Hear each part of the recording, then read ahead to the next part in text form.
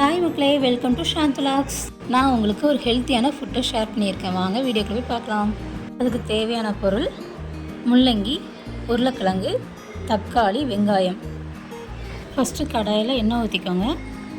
எண்ணெய் காஞ்சதும் கொஞ்சம் வல்லாரி நல்லா வதக்கிக்கோங்க. வல்லாரி வதக்கினதுக்கப்புறம் கொஞ்சம் இஞ்சி பூண்டு பேஸ்ட்டு போட்டு வதக்கிக்கோங்க. இஞ்சி பூண்டு வாசனை குறைஞ்ச உடனே தக்காளி போட்டு வதக்கிக்கோங்க. தக்காளி நல்லா ஃப்ரை ஆனதுக்கப்புறம் நெக்ஸ்ட்டு முள்ளங்கியை துருவி எடுத்து வச்சுக்கோங்க. துருவின முள்ளங்கியை வதக்கிக்கோங்க.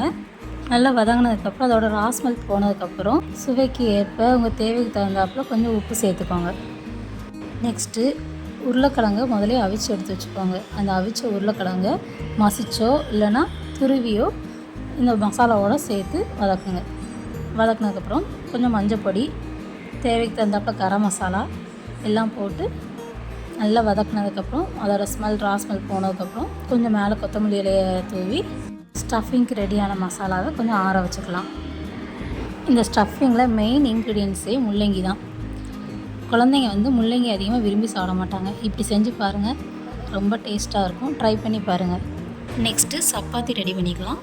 அதுக்கு தேவையான மாவு எடுத்து சப்பாத்தி பிசைஞ்சு ஸ்டஃப் பண்ணதுக்கு 2 சப்பாத்தி ரெடி பண்ணி வச்சுக்கோங்க.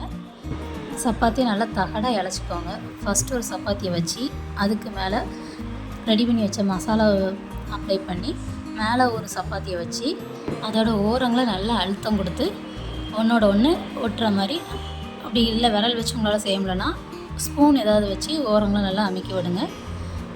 நல்லா ஆயில் ஊற்றி நல்லா ஃப்ரை பண்ணி பாருங்கள். செமையாக டேஸ்ட்டாக இருக்கும். இதை ட்ரை பண்ணி பாருங்கள். பிள்ளைங்க கூட ஒன்று வேணும்னு கேட்டு வாங்கி சாப்பிடுவாங்க. வீடியோ பிடிச்சிருந்தா லைக் பண்ணுங்கள், ஷேர் பண்ணுங்கள், கமெண்ட் பண்ணுங்கள். மறக்காமல் பெல் பட்டன் கிளிக் பண்ணிங்க. சப்ஸ்கிரைப் பண்ண மறந்துடாதீங்க. தேங்க்யூ.